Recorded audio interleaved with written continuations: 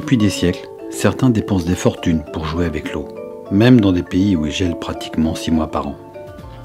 Aujourd'hui, chez nous, chacun peut accéder facilement à l'eau, même pour satisfaire ses loisirs.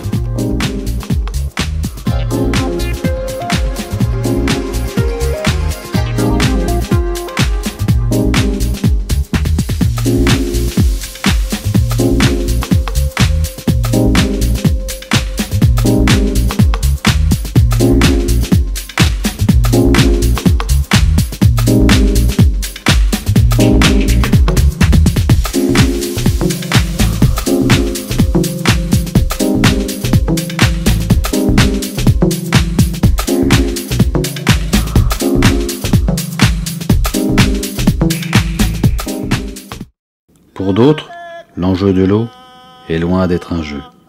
Comme en Casamance, autour de son fleuve, de ses nombreuses lagunes et ses bollons qui forment un labyrinthe de mangroves, et pourtant manquent cruellement d'eau douce.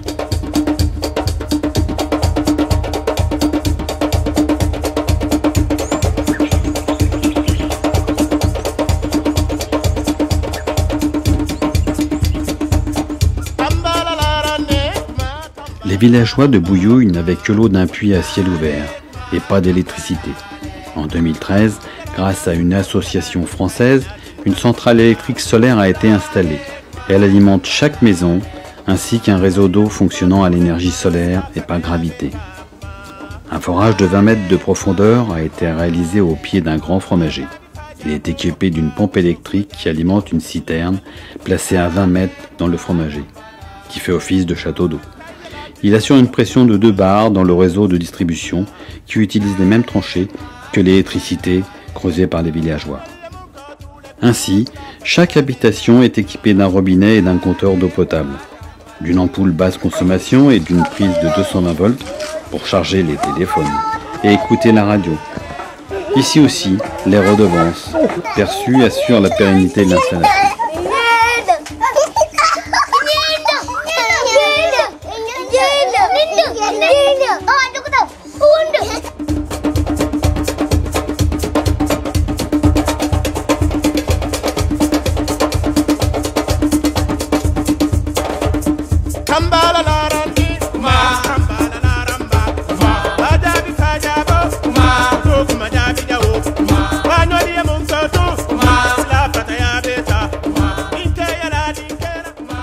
Nous partons vers Oussouye pour embarquer dans une pirogue motorisée qui nous permettra d'accéder à l'île des Loubalines et ses cases à impluvium. Seulement après 1h15 de navigation, si tout va bien, dans les bollons et le canal creusé par les villageois. À destination inconnue.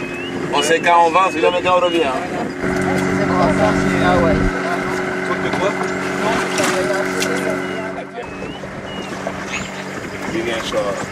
Vous êtes 43, regarde.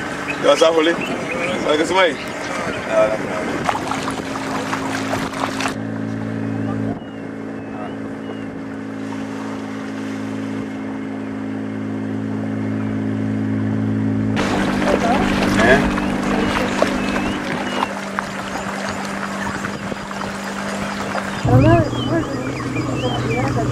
Tu vas s'affoler?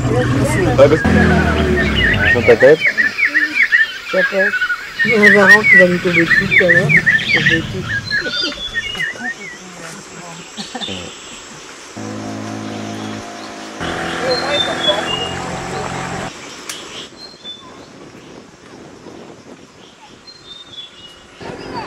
Tu vois, c'est les femmes qui pagaient, hein, normalement.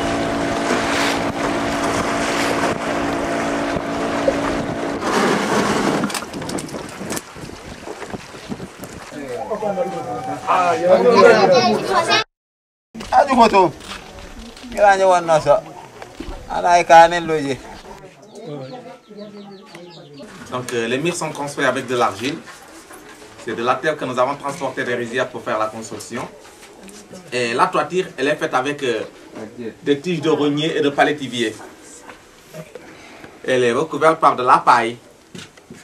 Cette paille-là, ce n'est pas la paille de rien. Celle-là, c'est de l'herbe sauvage que nous achetons dans les villages environnants. Donc maintenant, pendant l'hivernage, quand il pleut, les femmes qui habitent dans cette case vont faire sur le bas de l'entonnoir ils vont placer sur le bas de l'entonnoir des bassines pour récupérer l'eau qui ruisselle de cet entonnoir. Et cette eau, nous l'utilisons pour boire, pour faire le linge, pour faire la cuisine ou pour faire d'autres besoins. C'est vrai que les premiers pluies, on laisse d'abord la paille se nettoyer un peu. Mais après, toutefois la paille est propre, on prend des bassines qu'on met tout autour pour récupérer l'eau. Après avoir assez pris, il y a cette canalisation qui est là, l'eau va se déverser dehors et ça ruisselle vers les ballons. La lumière est assurée par le soleil. Ça éclaire la maison. Et pendant la nuit, il y avait des petites lampes qu'on utilisait à l'époque. Avec la petite lampe là. Presque 5 ans de cela, nous avons bénéficié aujourd'hui de cet éclairage solaire qui nous a été donné. Il suffit juste d'appuyer sur le contact et ça éclaire la maison. Avec la poterie, même pour le riz, on prenait la poterie pour cuire le riz. On prenait ça aussi pour cuire le poisson. Et ça conserve mieux que la marmite. Avec ça, quand ils mettent du poisson ici, il suffit juste d'enlever la sauce. Le poisson peut rester ici pendant une semaine et il ne va pas pourrir. Et ça résiste pendant 40 ans.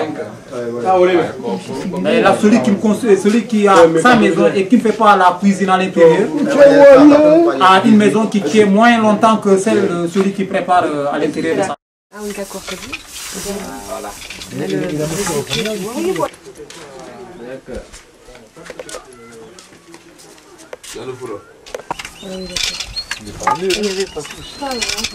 Non, autant il y en avait plein de qui? Plein de tisserands. Ah bon? C'est actuellement qu'il y en a moins. Parce que les jeunes ne tissent plus. On en a pas. Vous êtes venu en quel mois? Il y en a moins de cotonniers. Donc ils sont obligés actuellement d'aller acheter le fil à Guinchon. Mais autant ils le faisaient avec à base de coton. Jusqu'à présent, il y a d'autres mamans qui le font à base de coton. Elles disent qu'elles ne vont pas acheter le fil industriel pour faire leur pagne. Ils utilisent le coton pour faire le fil, pour faire le tout. Il peut faire à peu près 50 mètres de long et il va le terminer dans 3 jours. Dans 3 jours, il termine. Et maintenant, il va donner aux femmes, ils vont prendre une mesure. Elle avait le pouvoir de faire tomber la pluie à n'importe quel moment qu'elle voulait. Donc nous, avant d'entamer les rizicultures, on vient se suppléer ici, même si elle n'est pas là aujourd'hui, mais se présenter au nom de la reine, prier pour qu'on ait une bonne pluviométrie. Et s'il plaît au bon Dieu, avant qu'on se sépare, c'est la pluie qui va nous faire disperser de là. Nous croyons à ça, jusqu'à nos jours, nous protégeons ce fétiche. Une mare qui a été creusée, il va permettre de recueillir de l'eau pendant la saison des pluies. Donc toute cette partie que vous voyez sont les rizières. Tu es adulte, tu es majeur, donc tu es à ta famille, voilà tes parcelles. À toi maintenant de gérer ta fortune. Ouais, le riz, c'est notre fortune. Oui. Ah oui, bien sûr. Bon, quand on se fait un peu de recettes dans les ballons avec la pêche à la crevette, on préfère ne pas toucher le grenier, acheter le riz de la boutique, économiser un peu le grenier. Maintenant, quand le besoin se fait maintenant sentir, quand on a des problèmes pour trouver peut-être de l'argent, on amène maintenant au niveau du grenier pour pouvoir vivre. C'est partant de là, ils ont creusé, essayer de mettre la dalle là, traiter avec du ciment, et recueillir l'eau de pluie qui allait nous servir d'eau de poisson pendant la saison chasse. Ça a marché pendant 1 an, 2 ans. La 3e année, ça a connu difficile au niveau de la terre. Il y a infiltration de l'eau salière. Et on reprenait encore le même circuit pour aller chercher encore. Maintenant, avec Enda Sherman, une ONG suisse, qui est venu, il a trouvé le problème ici. Il fallait qu'il règle ce problème-là. Il fallait qu'il règle ce problème. Au lieu maintenant de reprendre la même expérience que les villageois, eux, ils ont essayé d'aménager la surface, mettre une dalle et soulever vers le haut. Ils n'ont pas creusé. Faire maintenant la charpente sur l'impluvium. Cette eau-là maintenant nous sert de boisson.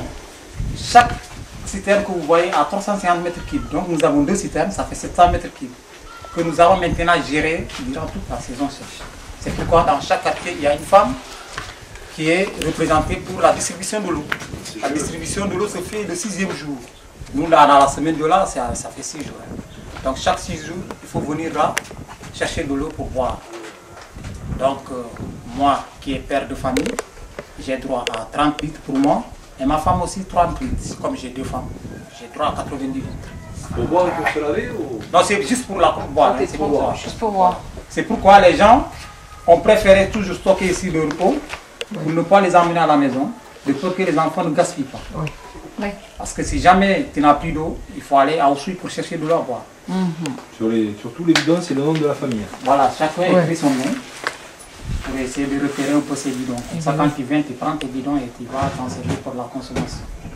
Et quand ça va finir, tu reviens le 6e jour ici chercher encore. Donc, malgré avec les 700 mètres cubes que nous en avons, on va jusqu'au mois de mai, tout est sec. Donc, il faut encore se rabattre jusqu'à Osui pour chercher de l'eau. C'est pas toute la saison. Nous, ici, le plus grand problème, c'est l'eau.